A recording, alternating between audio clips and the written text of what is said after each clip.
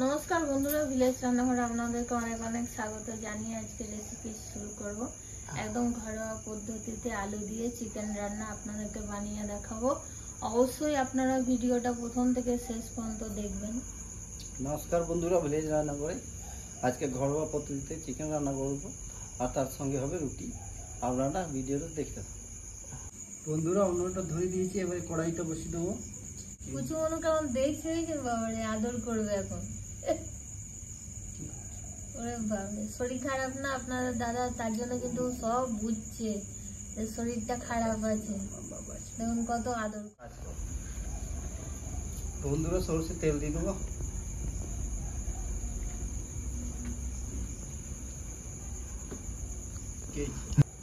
বন্ধুরা দুটো তেজপাতা দেবো, দুটো শুকনো লঙ্কা, গোটা জিরে। বন্ধুরা আদা রসুন দেবো। আমি আজকে আদা রসুন পেস্ট করিনি, কেটে নিয়েছি, কেটে দেবো। সব গোটা গোটা চপ কাটা আছে, চপ কাটা দেবো। আর কেটে রাখা পেঁয়াজ দিয়ে দেবো। বন্ধুরা চিকেনটা দিয়ে দেবো। পেঁয়াজের সব সঙ্গে সঙ্গে তাড়াতাড়ি দিয়ে দেবো। আলুটাও দিয়ে দেবো। চিকেনটা আজকে বানাচ্ছি না, এই চিকেনটা কিন্তু বেশি টেস্ট হবে খেতে।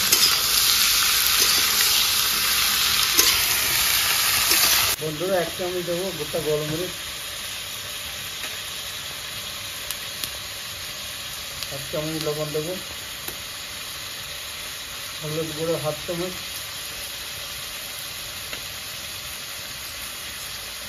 জিরে গুঁড়ো এক চামচ, আর রেড চিলি পাউডার দেবো এক চামচ।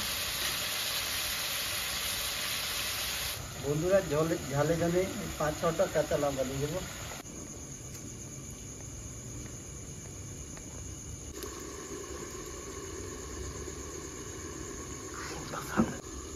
কি আদর দেখুন বাবা, কি আদর করছে।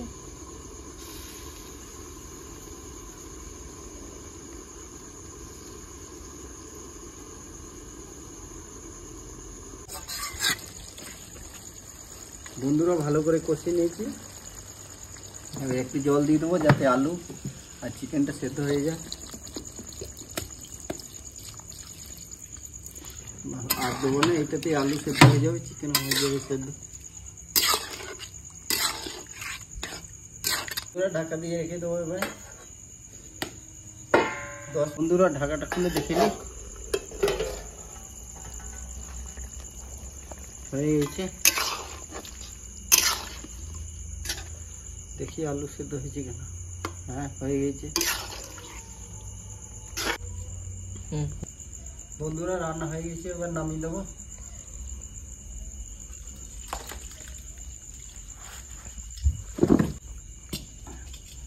আলুর ঝোল এবারে খেয়ে দেখি বন্ধুরা।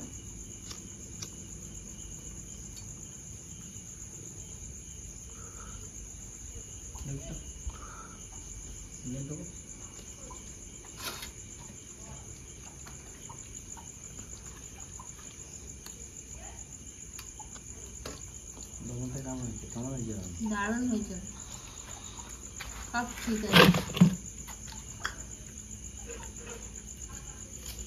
সুন্দর হয়েছে,